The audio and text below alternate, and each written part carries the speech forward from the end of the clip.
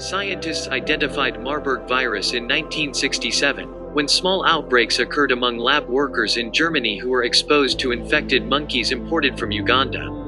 Marburg virus is similar to Ebola in that both can cause hemorrhagic fever, meaning that infected people develop high fevers and bleeding throughout the body that can lead to shock, organ failure, and death.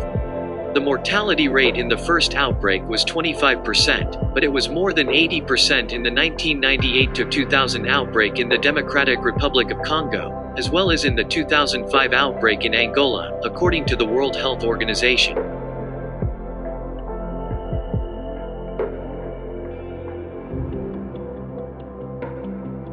The first known Ebola outbreaks in humans struck simultaneously in the Republic of the Sudan and the Democratic Republic of Congo in 1976.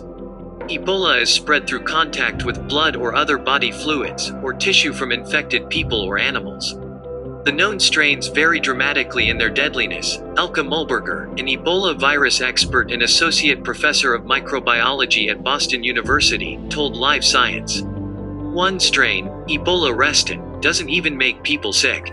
But for the Bundibugyo strain, the fatality rate is up to 50%, and it is up to 71% for the Sudan strain, according to WHO. The outbreak underway in West Africa began in early 2014, and is the largest and most complex outbreak of the disease to date, according to WHO.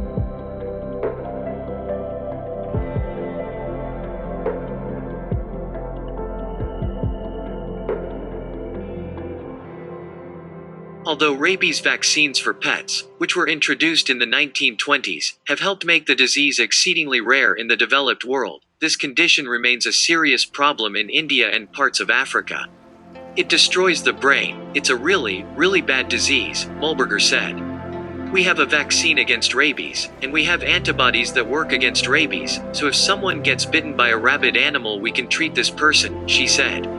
However, she said, if you don't get treatment, there's a 100% possibility you will die.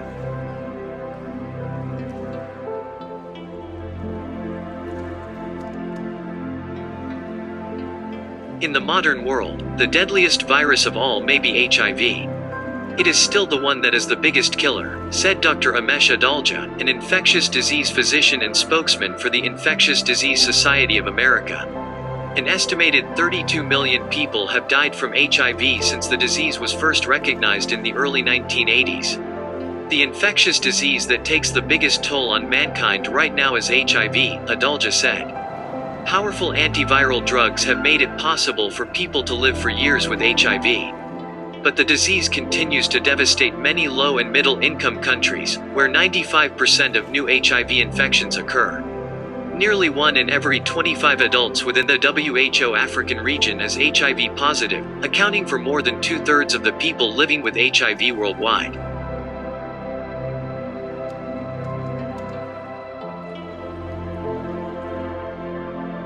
In 1980, the World Health Assembly declared the world free of smallpox. But before that, humans battled smallpox for thousands of years, and the disease killed about 1 in 3 of those it infected. It left survivors with deep, permanent scars and, often, blindness. Mortality rates were far higher in populations outside of Europe, where people had little contact with the virus before visitors brought it to their regions. For example, historians estimate 90% of the native population of the Americas died from smallpox introduced by European explorers. In the 20th century alone, smallpox killed 300 million people. It was something that had a huge burden on the planet, not just death but also blindness, and that's what spurred the campaign to eradicate from the earth, Adalja said.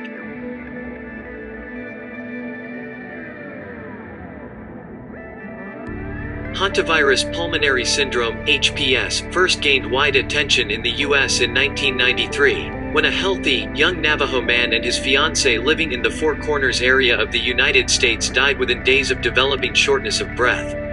A few months later, health authorities isolated hantavirus from a deer mouse living in the home of one of the infected people. More than 600 people in the US have now contracted HPS, and 36% have died from the disease, according to the Centers for Disease Control and Prevention. The virus is not transmitted from one person to another, rather, people contract the disease from exposure to the droppings of infected mice. Previously, a different Hantavirus caused an outbreak in the early 1950s, during the Korean War, according to a 2010 paper in the journal Clinical Microbiology Reviews. More than 3,000 troops became infected, and about 12% of them died.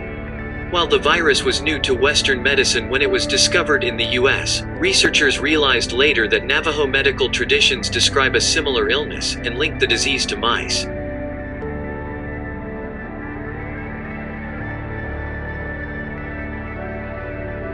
During a typical flu season, up to 500,000 people worldwide will die from the illness, according to WHO. But occasionally, when a new flu strain emerges, a pandemic results with a faster spread of disease and, often, higher mortality rates. The most deadly flu pandemic, sometimes called the Spanish flu, began in 1918 and sickened up to 40% of the world's population, killing an estimated 50 million people. I think that it is possible that something like the 1918 flu outbreak could occur again, Mulberger said. If a new influenza strain found its way in the human population, and could be transmitted easily between humans, and caused severe illness, we would have a big problem.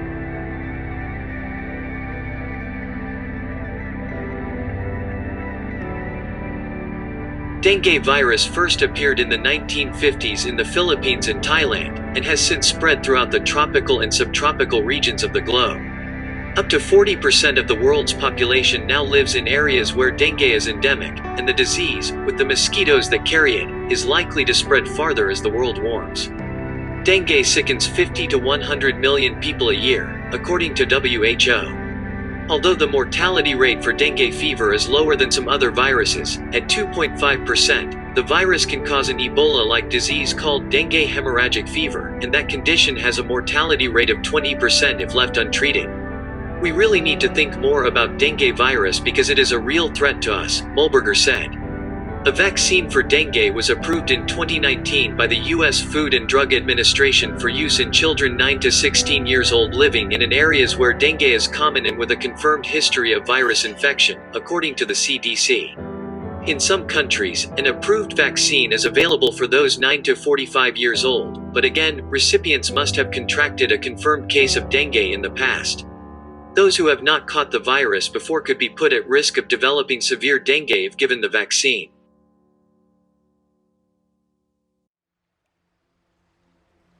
Two vaccines are now available to protect children from rotavirus, the leading cause of severe diarrheal illness among babies and young children. The virus can spread rapidly, through what researchers call the fecal-oral route, meaning that small particles of feces end up being consumed.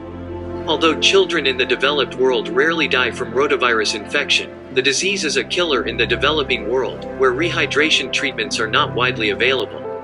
The WHO estimates that worldwide, 453,000 children younger than age 5 died from rotavirus infection in 2008.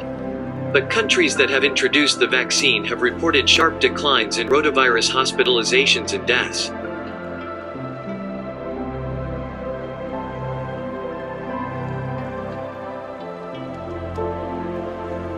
The virus that causes severe acute respiratory syndrome, or SARS, first appeared in 2002 in the Guangdong province of southern China, according to the WHO. The virus likely emerged in bats, initially, then hopped into nocturnal mammals called civets before finally infecting humans. After triggering an outbreak in China, SARS spread to 26 countries around the world, infecting more than 8,000 people and killing more than 770 over the course of 2 years. The disease causes fever, chills and body aches, and often progresses to pneumonia, a severe condition in which the lungs become inflamed and fill with pus. SARS has an estimated mortality rate of 9.6%, and as of yet, has no approved treatment or vaccine. However, no new cases of SARS have been reported since the early 2000s, according to the CDC. SARS-CoV-2 belongs to the same large family of viruses as SARS-CoV, known as coronaviruses, and was first identified in December 2019 in the Chinese city of Wuhan.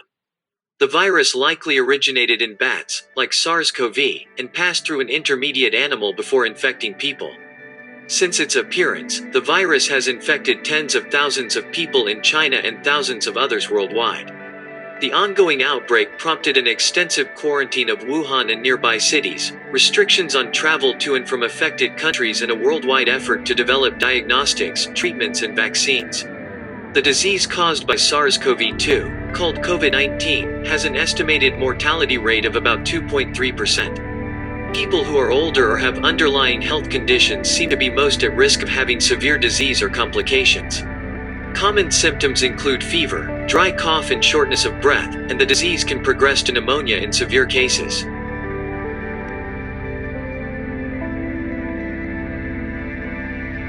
The virus that causes Middle East Respiratory Syndrome, or MERS, sparked an outbreak in Saudi Arabia in 2012 and another in South Korea in 2015. The MERS virus belongs to the same family of viruses as SARS-CoV and SARS-CoV-2, and likely originated in bats, as well. The disease infected camels before passing into humans and triggers fever, coughing, and shortness of breath in infected people. MERS often progresses to severe pneumonia and has an estimated mortality rate between 30% and 40%, making it the most lethal of the known coronaviruses that jumped from animals to people. As with SARS-CoV and SARS-CoV-2, MERS has no approved treatments or vaccine.